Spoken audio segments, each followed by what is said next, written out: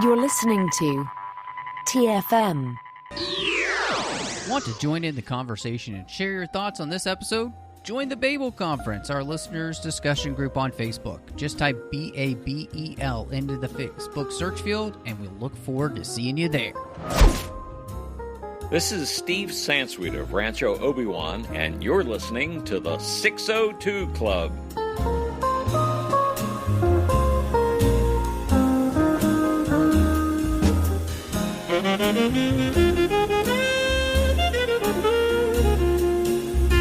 Hello and welcome to TFM's local watering hole, and I am just one of your hosts here, Matthew Rushing, and ready for Last Blood, Christy Morris. Hello. I've got my bow and arrow and all of my underground bombs and everything ready to go, but nice. I'm going to bring the trouble to me this time. Oh, that sounds like a good idea.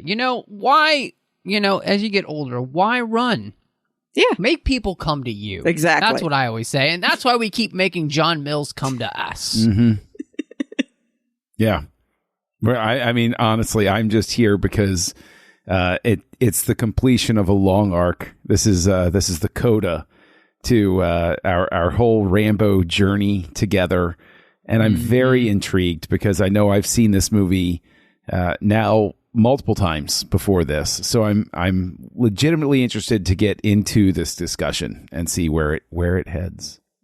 And I just want to remind all of our listeners that John Mills did this to himself. When he recommended to me, what? We should cover the Rambo movies. And then he also said the same thing about the Batman movies. So I'm just saying, you legitimately got yourselves into this. I mean, that's a debatable sort of thing. But perhaps I've sprung my trap and now you're in my cave. And boy, are things going to go poorly for you now. So. Yeah, it definitely is. Well, before we get to talking about Rambo, Last Blood, we just want to say thank you so much for joining us and for listening. Christy, I don't know if you noticed, we got a brand new star rating and review over there on Apple Podcasts. It said, keep up the good work. 5 stars. Every sci-fi fantasy fan should listen to the 602 Club. It covers a diverse library of pop culture movies and TV shows. I enjoyed the Amazing Spider-Man and Batman movie reviews. You can tell the hosts are passionate about the topics discussed on this show. Well, thank you so much, Sci-Fi Fan 203. Yes, thank you. Wow, what a review. I should post that everywhere. I know, seriously. And I did. I put it on Twitter, which you can follow us on Twitter at the 602 Club. You can follow us on Instagram at the 602 Club TFM. Wherever you're getting your podcasts, make sure you're subscribed so you're getting the show as soon as it drops. And if you are on Apple Podcasts, help the show grow. Give us a star rating and review. We'll read it out in the show just like we did Sci-Fi Fan. So those are all places that you can follow us and like us. Of course, we're on Facebook at facebook.com/TrekFM. Listeners only discussion group, the Babel Conference you can join, talk to listeners all over the world. And really the most important thing, I want to say a huge thank you to our associate producers, Ken Tripp, Davis Grayson, Ryan Maillet, and Daniel Noah. Thank you so much to them for supporting the network. We really appreciate that. And it's a big deal because without them and without listeners just like them, we can't do this show and or the network. So go to patreon.com/TrekFM and see how you can be part of the team. So, guys, I was really interested to look at some behind-the-scenes stuff with this movie and all the different story ideas that they had about this film. And one... so we're going to talk through some of them because I think it's really interesting the way this film comes to be. But one of the ideas is that they had a movie called The Savage Hunt, which would have been loosely based on the novel Hunter by James Byron Huggins, and would have focused on Rambo leading an elite special forces team to hunt down a genetically engineered creature, which seems a little bit too much like a Predator film, if you ask me. Thank you. That's exactly what I thought, speaking of Predator fans. So basically Rambo versus Predator. Yeah, I was like, that's not Rambo. This is another plot. Go start a new franchise. That's not Rambo. Yeah, that movie would have been torn apart the second that the trailer got shown. Everybody like that would have been just a colossal disaster, I think, just in terms of reputation. Like they could have turned out like a 5-star movie, but like nobody would have gone to see it because they would have said, oh, this is just Predator, and just walked away from it. I know that that's such a weird idea for a Rambo movie. I mean, is it really any weirder than two people taking on the entire, like an entire column of the Soviet military? I don't know. Both stretch credulity, but, the genetically engineered creature thing is a little too close to Predator. Absolutely. Well, and what in the world would tie it together with the other Rambo movies to make it at all feel like part of the same thing? Well, nothing. Well, on top of that is also the fact that, and I think we'll get into this as we talk about the movie as a whole, is Rambo's always supposed to be the reluctant hero. He doesn't want to do what he winds up doing in First Blood. He really, he's in prison. He doesn't want to do what he winds up doing in First Blood Part 2. And at the end, he's like, F this, I'm out. He doesn't want anything to do with it in Rambo 3. And then his friend gets captured. And then even with the previous movie, with the fourth movie, he's saying to them, he's like, don't go. Nobody should go there. Nobody's going to go there. And then he reluctantly goes in there. And a movie about going out, we're going to go out and hunt down a genetically modified creature, even setting aside the Predator thing. If you just say it's like an escaped convict or something like that, or like the world's worst serial Charles Manson sneaks out of prison or whatever, like that is still not Rambo to be like, yeah, let's go lead a team. Like, this is the last thing on earth he should want to do, which is get re-involved with the military on a jungle mission. That's like sort of the thing that goes against anything Rambo really wants to do with his life. So I don't know. Yep. Yeah.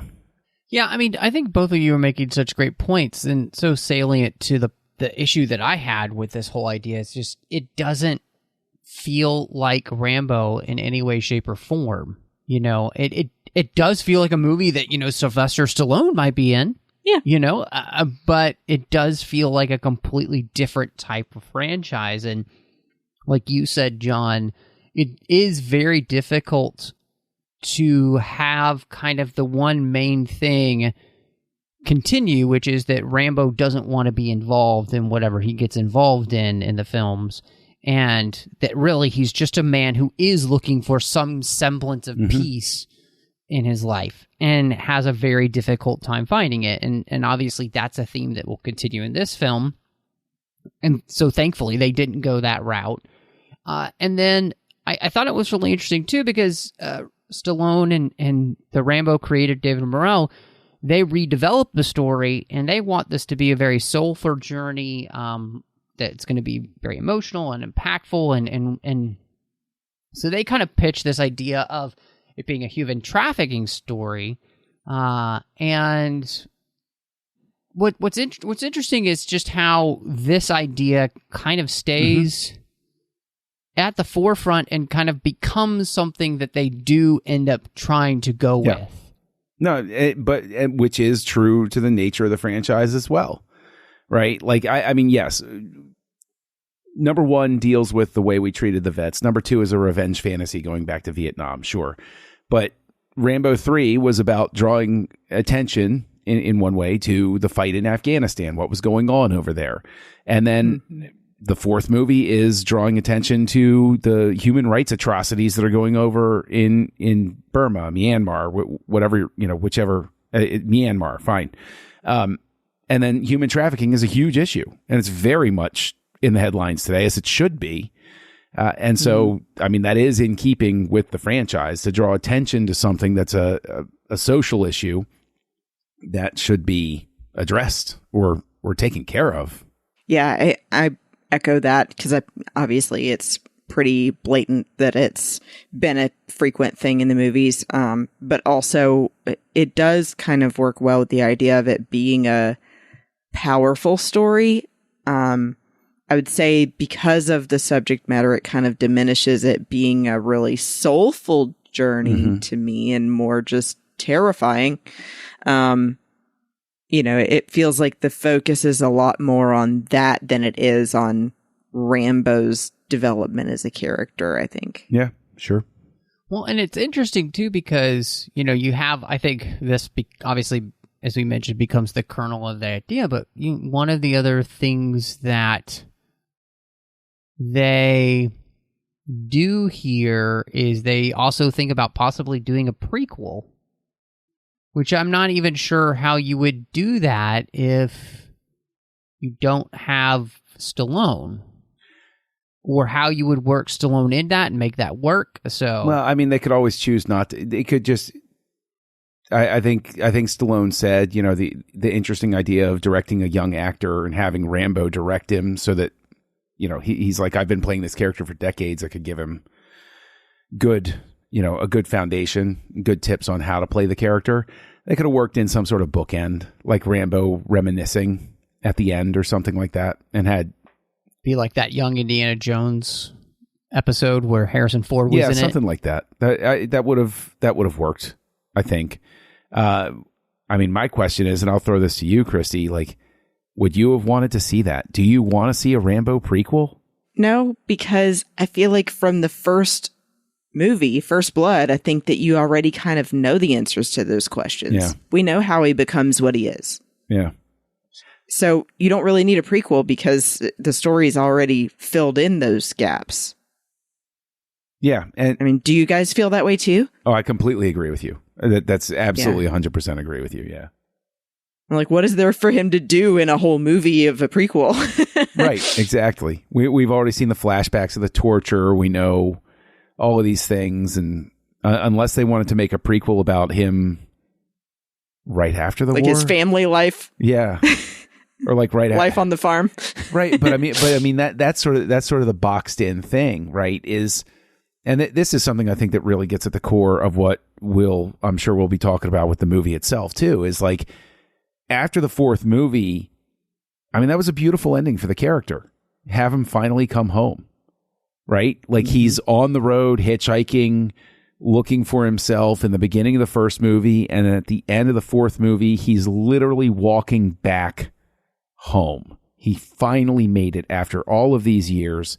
And it really felt like you could just say, all right, at least now he can have peace.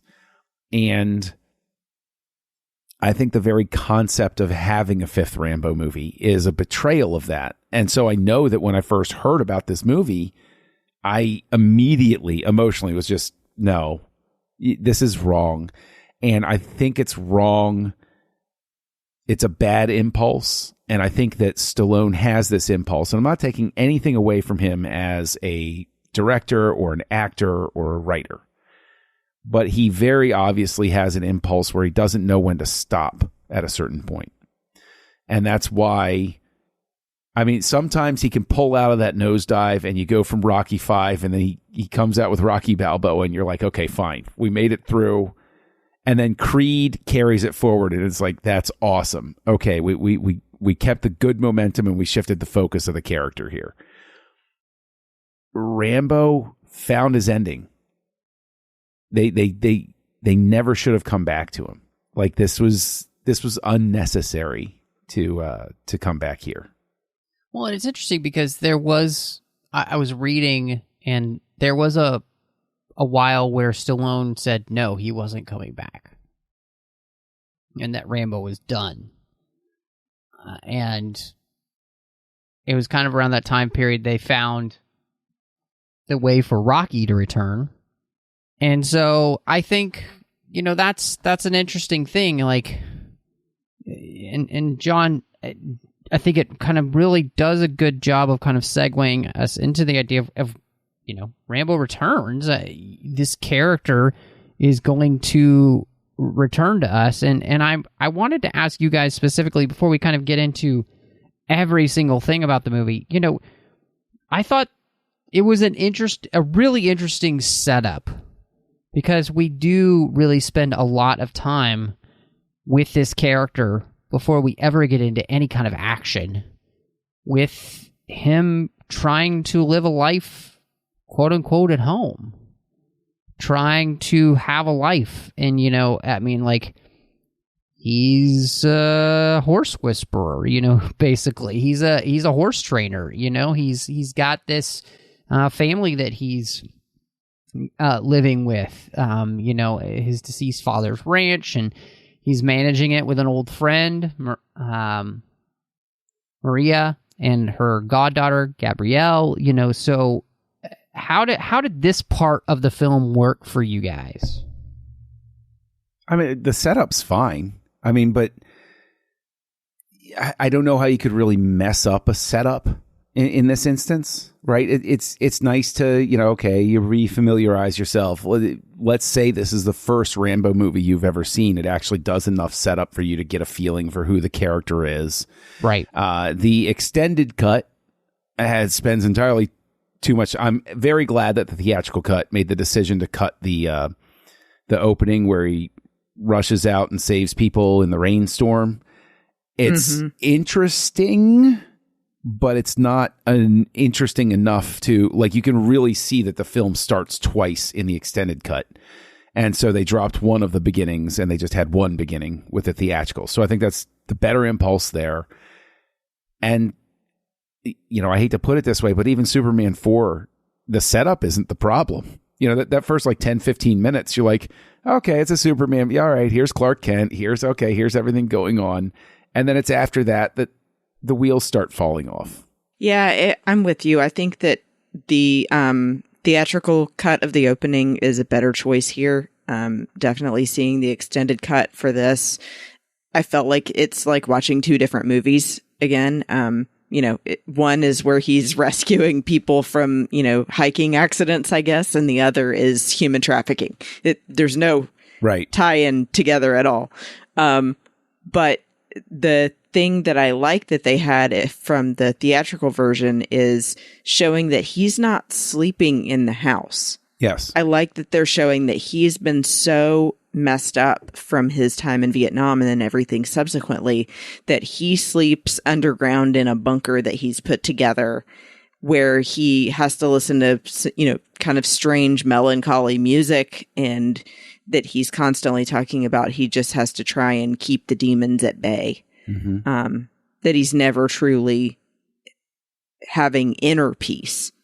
So I thought that was a really good setup and makes you once again, remember everything he's been through. But yeah, after this is when things start to go downhill. Yeah. Yeah. I mean, I think that, I really do. I agree with you guys. I like the setup. I think it's really interesting, having this. And again, the movie, especially once you do get past the rescue, it is very cohesive, and you're setting up this guy who's still really having, even though he's successful in what he does, he's obviously a very good horse trainer, very good with these horses. You see him riding the horses. Almost reminded me, John, of how after a while William Shatner had to work horses into everything he did. Yeah. Just so he could ride. It almost seems like that here with Stallone. But I think it's not a bad impulse in the sense that it helps us see who this character is, and the fact that, he is in every way, shape, and form, he's trying to give back. Since you guys mentioned it, I think that the one thing that the rescue does is that it shows how Rambo is trying to take some of the skills to which he had that were so successful in Vietnam, his tracking ability, and put them to good use. But I don't think that necessarily still legitimizes having a whole different beginning to the film where, again, and part of it I think is because it's so poorly done. It looks like a TV movie instead of a big budget, actual film, and so that I think hurts it as well. So that when you cut it for the theatrical version here in the US, you're not losing anything, right? It's not like the scene even looked great, so that you were like, oh man, well no, it really does. It kind of looks like the afternoon TV special movie where two people got lost in the woods and the old Lassie's got to help them. Yeah, exactly. yeah. But the thing is, it's there's no impact to the story. The fact that they could excise it so easily is evidence of the fact that just in terms of the story, it has nothing. There's nothing that happens in it that even really sheds anything about the character of Rambo, except to show that he can do things. And that's fine, I guess, but hey, look, it's Rambo and he's doing stuff. Basically. And it's just, I mean, I don't want to dwell too much on it. I think that they're, with the way they shot it, digital is very tough at night. It seems, I've never shot with a digital camera or any camera for that matter, and for film, but it's a problem that exists where if it's not lit quite right, digital doesn't help you in dark scenes. And I think that definitely happens there. I think that's why it looks the way that it does. I think there's also the fact that they did something with the shutter speed, and this is throughout the whole film, that makes it more imitative of modern action movies. The quick cut John Wick type stuff that happens. And even that just visually doesn't combine well with the story for some reason. Throughout the whole thing, it feels like, or seems like, they were going for a more documentary feel, but instead it comes across as inadequate equipment for the production, I guess. There's just, and the issue there, I think, as well, is that there is, no matter how quote unquote intimate the story is with Rambo, whether it's First Blood or grandiose Rambo 3, there is a sense of the photography being a certain way. And they obviously didn't have this type of technical limitation, or they figured out the way to work around it with the fourth film, because that film looks fine. And they also, mess around with shutter speed and cuts and stuff like that, but it played better. And so it almost feels as if Stallone is taking a step back in a sense with this. Like there's some sort of regression of skill happening here, which I don't believe is the case. Again, I always want to very carefully say I respect him as an actor, writer, and director. It just doesn't feel like things were clicking here technically. Yeah, I'm glad you brought that up, because I think that it feels like someone didn't realize that the way that they're shooting it evokes a mood. Yeah. Versus it's not the same mood as the previous films were filmed. Yeah. So, like the fourth film, this film does seem to be looking to say something about a situation. And that situation is human trafficking. And I was really excited to actually see this be the case. Christy, you and I just talked about Black Widow, which has that as a motif and a theme in it as well. And obviously, John, you mentioned earlier, it's so important because it's something that continues to be a massive problem here in the United States as around the world. And it is something that doesn't seem to be talked about enough. It's almost as like there's this begrudging acceptance of it, which is terrible. And this movie, of course, deals with it in a very brutal and, in some ways, I think, a very honest way. How do you guys feel about it? Does it come across as a movie that is trying to say something, or do you feel like in the end it comes off more exploitative? I feel like, to me, they just take it too far in the graphic nature of the way that they're depicting things. I think you can still tell that story without shoving it in my face. To me, it's just the same kind of thing of like the mood not jiving correctly, especially if they're saying that they want to tell an impactful, soulful journey. It comes across much more as, we want you to see every bit of how absolutely horrible this is. And it just felt a little too much to me. And I think that Gabriella didn't need to die to show that either. I agree. I think that giving it the most generous read possible, they're trying to say something, but they're saying it clumsily. And it's primarily because I get the urge to be in your face about it and have it make a statement, slap people in the face. They got to wake up to what's going on. But it's fighting the counter impulse that it has to show this really brutal violence that, now, I know that seems like a silly thing to say. Well, in the previous movie, he turned a .50 caliber gun on a guy in the front seat and blew him to smithereens. But there was there wasn't a wallowing in it. And that's not the right word, but this movie seems to slow down for the horror. And so there's stuff that is too far down a certain road in a much more narrow and personal way.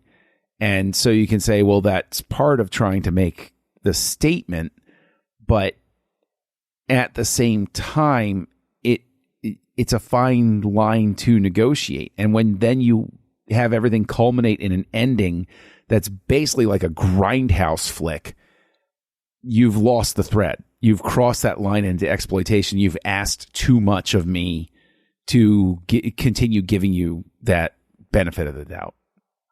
That's how I see it.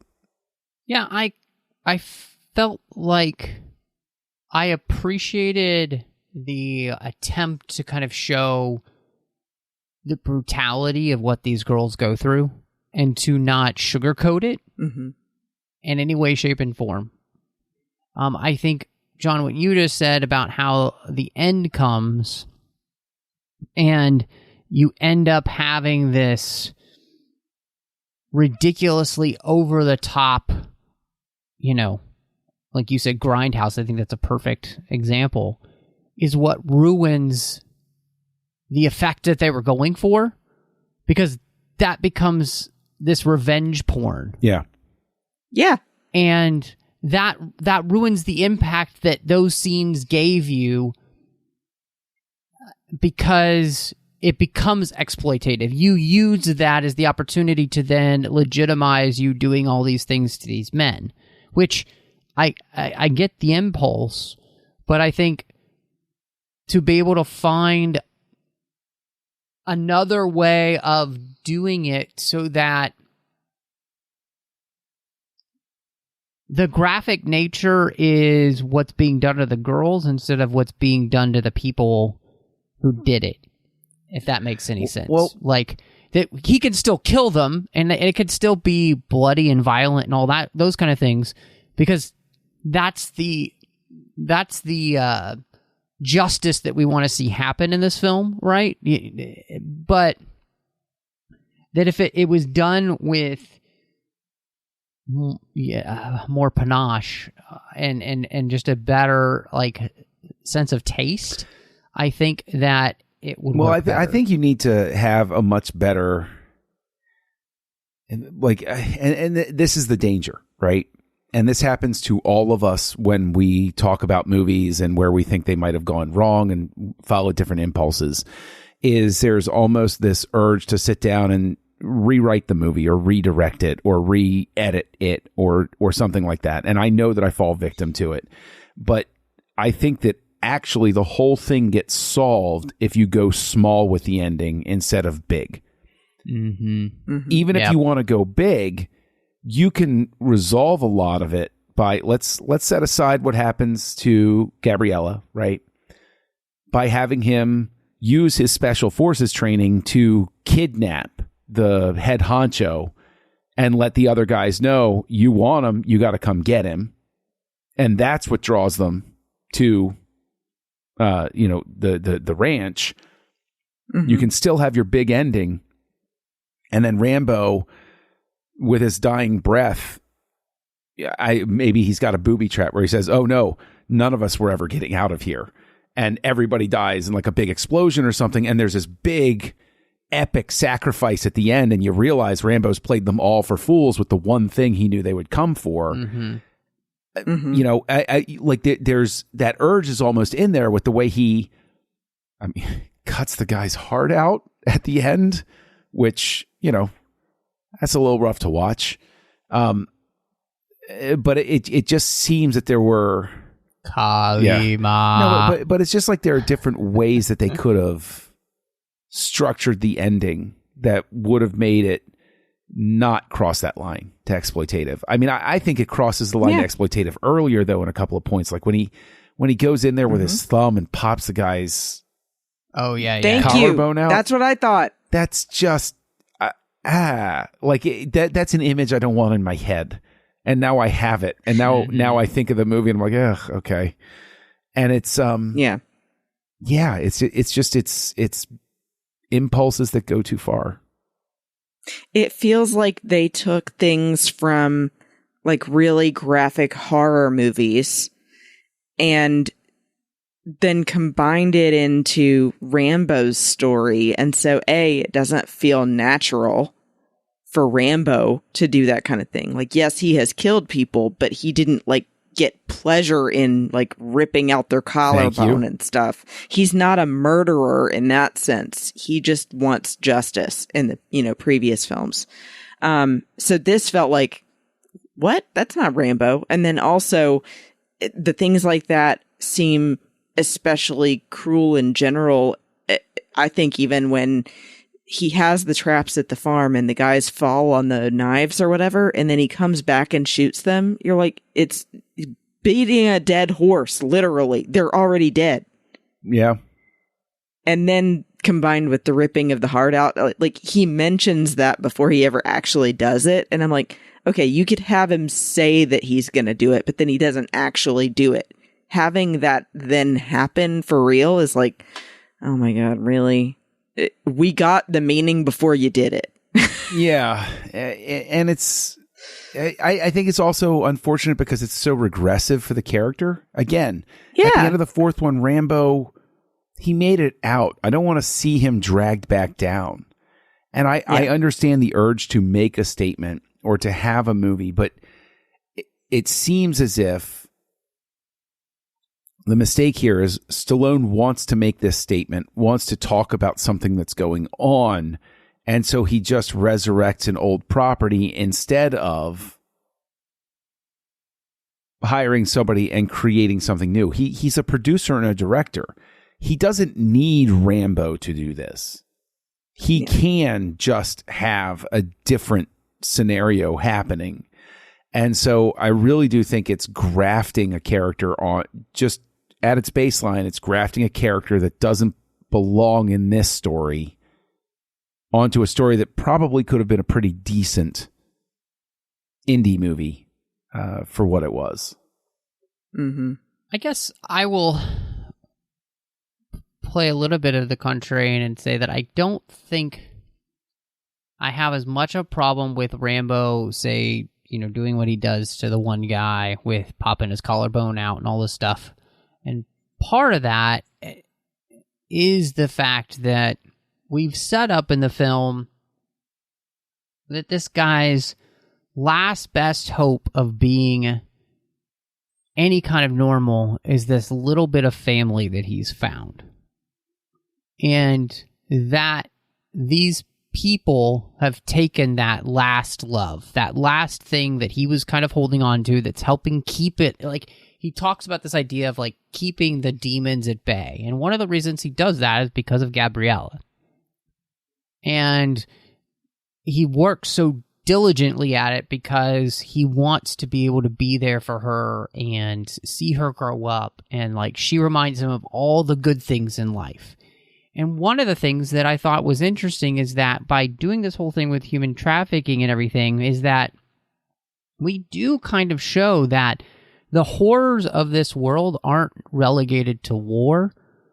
They happen every single day in every single part of the world where people are trafficked like cattle and made to do horrible things and all of that. And so I think you just said it correctly earlier, John, is they're doing it clumsily, and that's the thing that just doesn't help. So when he snaps, I don't necessarily have a problem with it, but I think that everything is handled with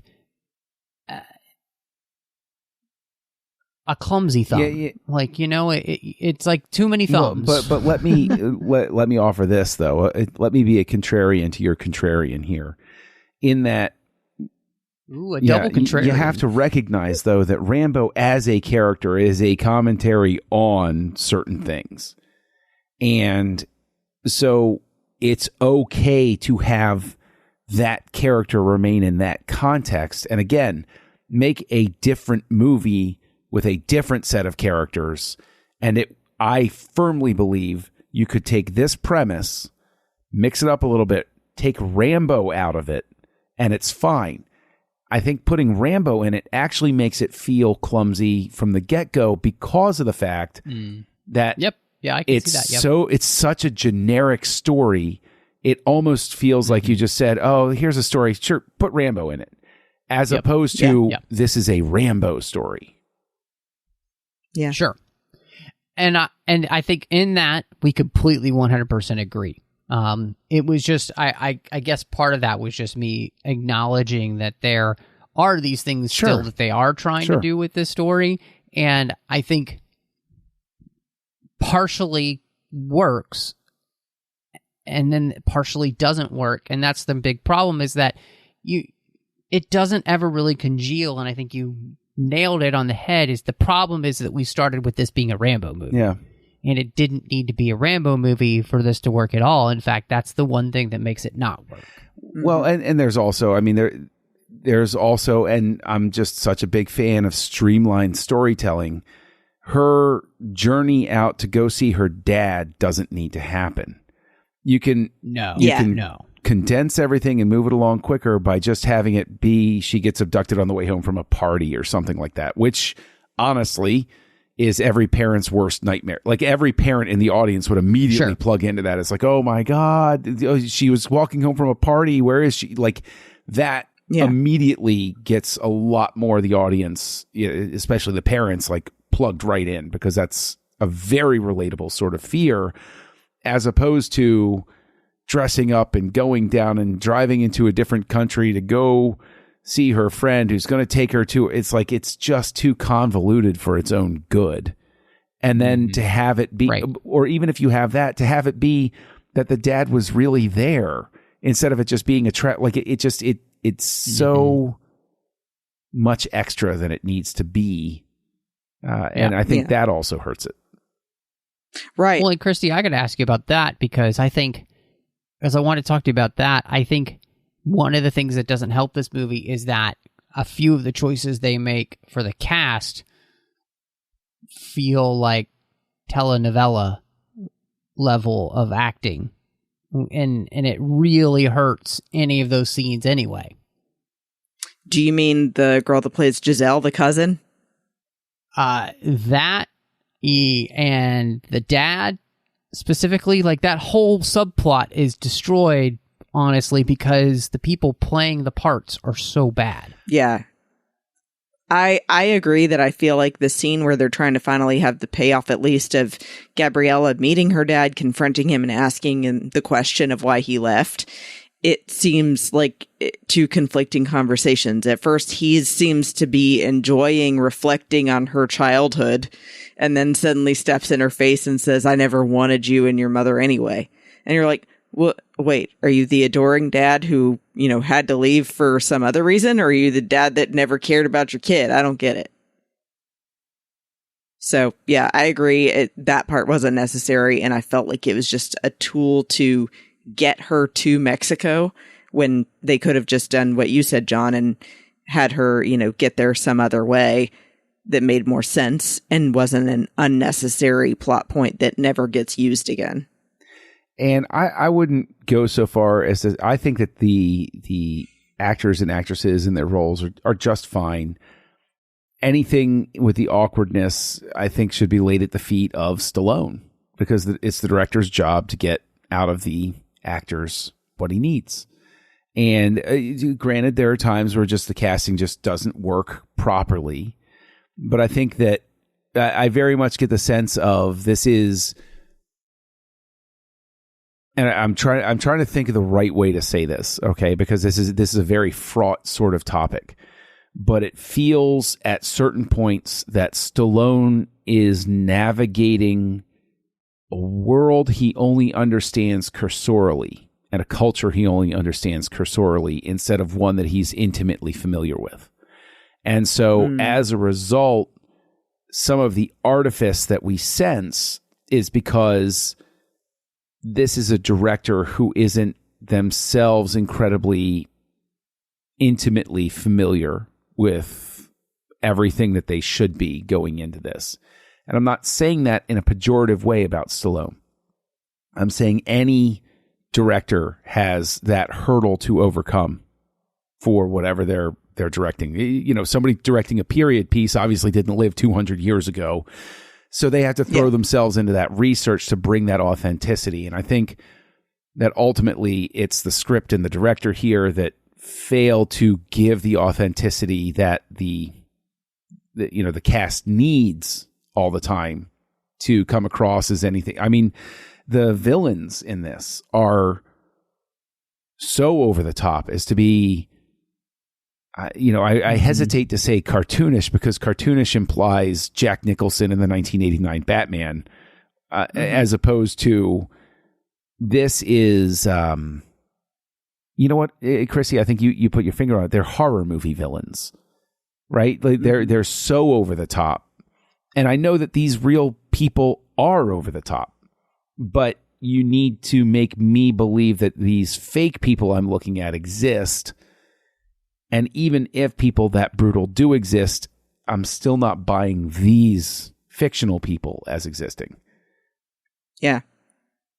And, that was a criticism, too, of this film was that, I think that people that are natural Mexicans felt like it was a very stereotypical of their culture and of, things that may or may not have happened down there in, different parts, but that he maybe should have done more research or, worked with somebody who understood nuance of that, making it feel more authentic. But yeah, I get what you're saying. It does just feel like someone that didn't quite do enough to make it feel less, I don't know, over the top. Mm-hmm.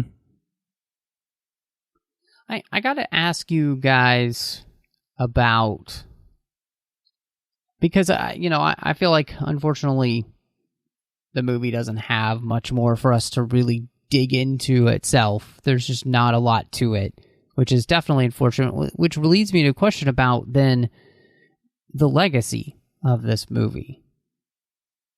And where does this leave the character of Rambo then and its legacy in film? I mean, well, this is, Rambo's definitely dead now.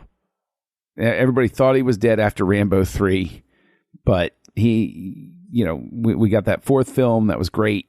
And then this, I think, is just, this is the franchise killer.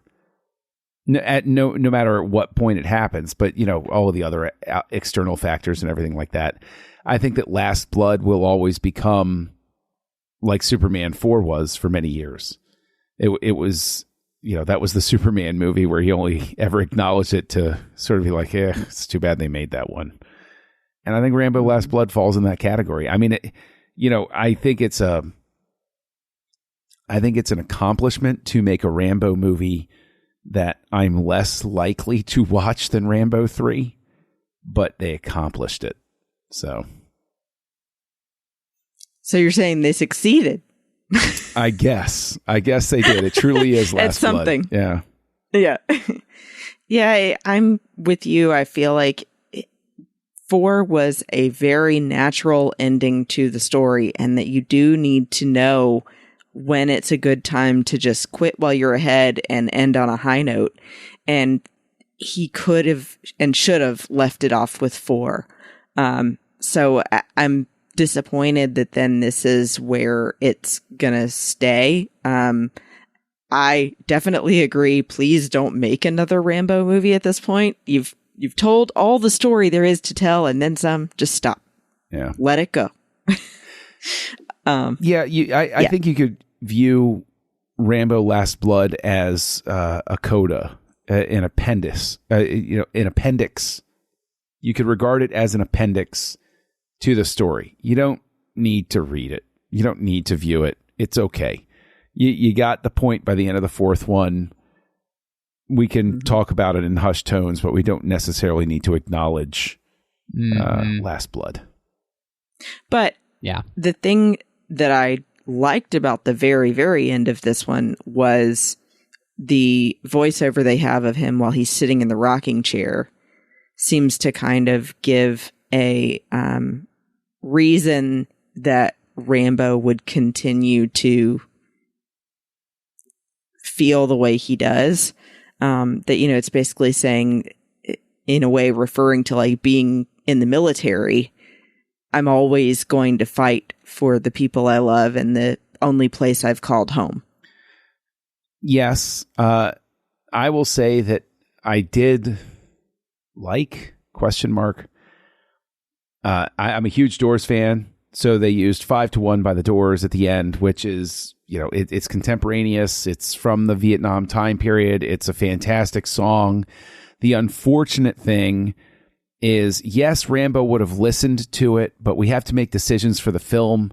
And the song 5-1 doesn't really fit with what they're doing in this last scene, because the song is about what Morrison later came to term the soft parade, that eventually, we don't need guns. We just have the numbers. We'll do a quiet revolution and take the world over and all of those sorts of things. And so granted, it's got a great beat and it's a great song, but it's not fitting for this. But I love the Doors, so I'll go ahead and say, okay, I like that.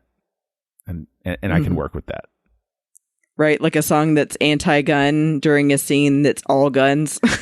Well, yeah, I mean, if it's if it's used ironically, sure, but it really seems like they just went for a cheap. This came out during the Vietnam era, and it's about the odds that Rambo's facing. 5-1, ha ha ha, and it's like, I mean, if they'd had me as an advisor, they're like, we need to use a Doors song. I'd be like, all right, I got this covered, guys. Let me think about this for 2 days. I'll bring it to you. So, I think that what you end up with is a really bad taste in your mouth. They say the first cut is the deepest, and apparently here the last taste is the rancidest, if that's a word. It's Don't just think so. No. Most rancid. It's just not. It's not good, right? Like it's a bad movie, and like you both said, I think the sad part about this is that beyond everyone's expectations, Rambo was the perfect send off for this character, and it's like one of those things where you just wish you'd never seen this, because that was the perfect ending. And so you're always just kind of pissed that they made another one, right? You're just frustrated because that was your last taste, and you can never get that out of your mouth. It's kind of like the way I feel as a Grey's Anatomy fan. The show went on so long, it destroyed everything I cared about in the show, to the point to which it almost made me hate the show, and I wish I could go back to a time where I didn't remember so many seasons of that show that happened. It's the same thing, and it's disappointing that becomes the case. And so, in the end, I'm left with asking you guys the fateful question of what your ratings are for Rambo: Last Blood. I give it 1 star out of 5. And I mean, I think that's even kind of being a little generous with it. Because I think that, you know, like we said, like the human trafficking element is an important topic to talk about, but ruining it with the other things, you know, with it being an extra film when they didn't need one, and then the really disgusting horror movie style violence with a character that has never been that kind of character, it just doesn't feel like the pieces are jiving. So, yeah, 1 out of 5 for me. Yeah, I came into this having given it a 1.5, but I'm going to side with you, Christy. It's a 1. As we kept talking about it, I realized I was being too generous, which with a 1.5 star rating is sort of telling. And it's 1. I can't really state it any better than you did. So 1 out of 5. Man, I gave it a 2, and now I feel like a bad person. No, you're a bad person for other reasons. Don't worry about the rating. Yeah.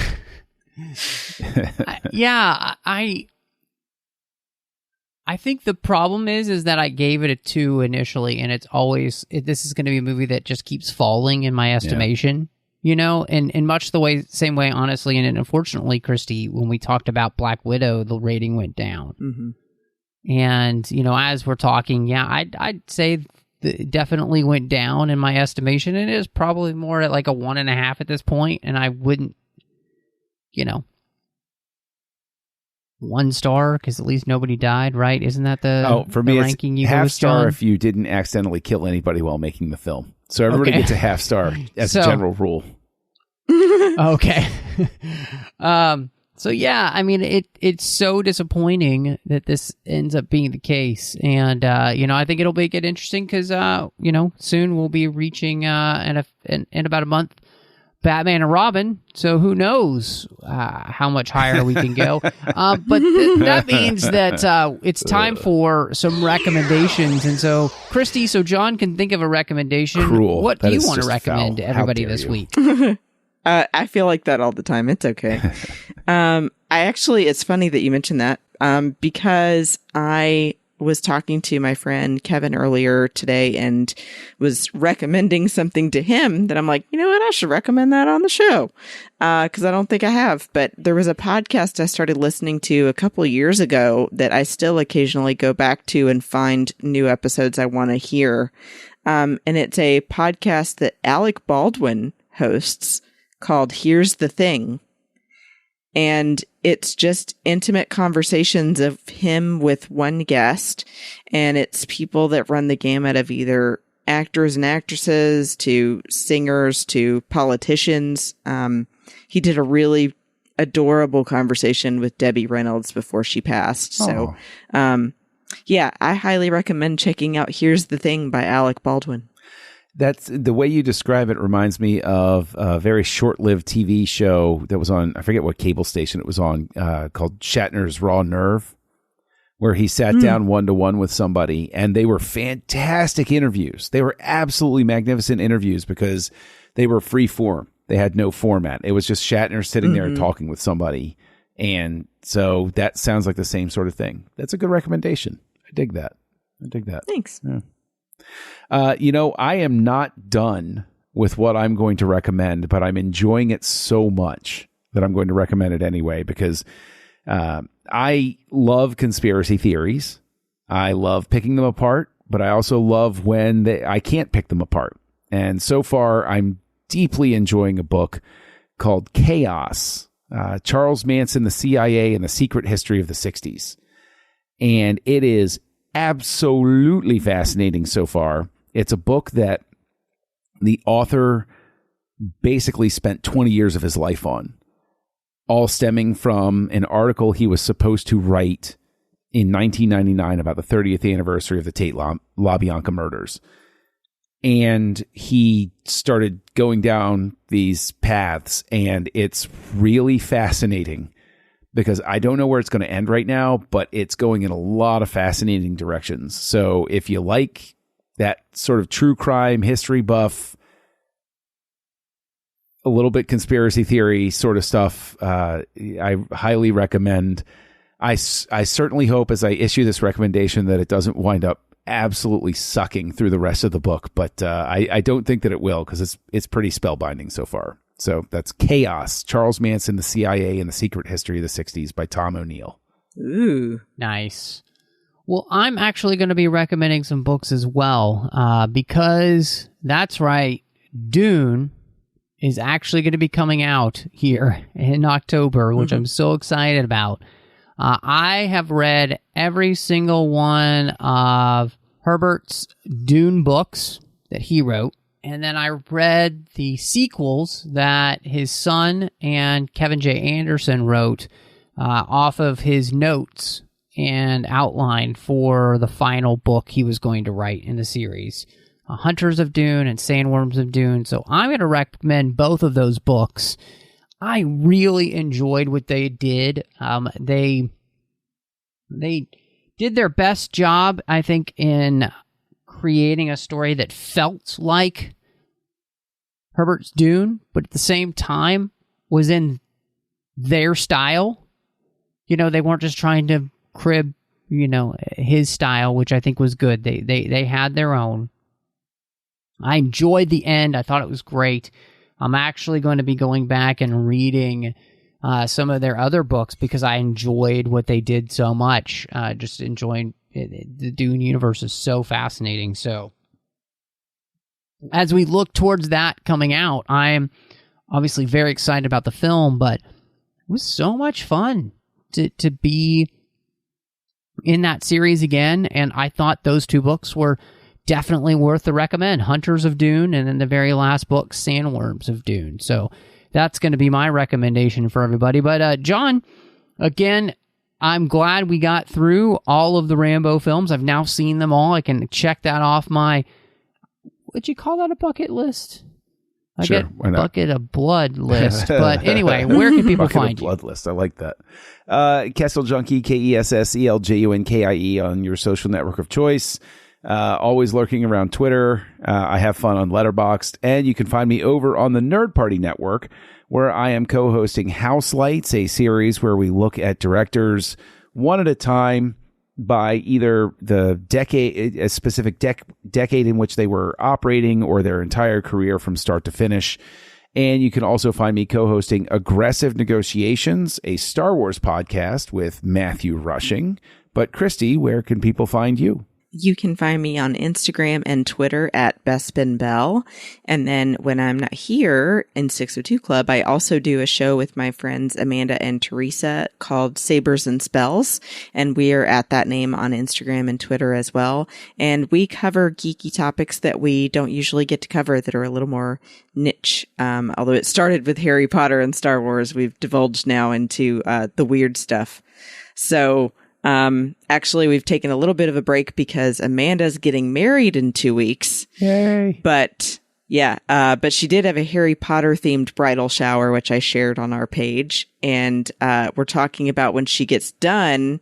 I'm so excited because, John, she's taking my suggestions and going to do Return of the Killer Tomatoes with me. Yes. Awesome. Hey, it's geek related. Well done. Well done. So, yeah, like I said, check that out.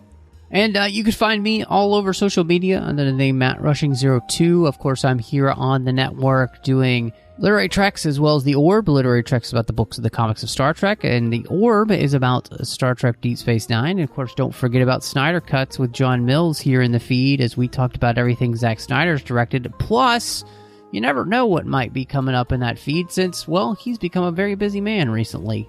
You can also find me over on the Nerd Party, not only doing Aggressive Negotiations with John, but you could find the show I finished with Drea Kaufman called Owl Post, because we talked about every single chapter of the Harry Potter series, one chapter at a time. But thank you so much for joining us. And y'all come back now, you hear?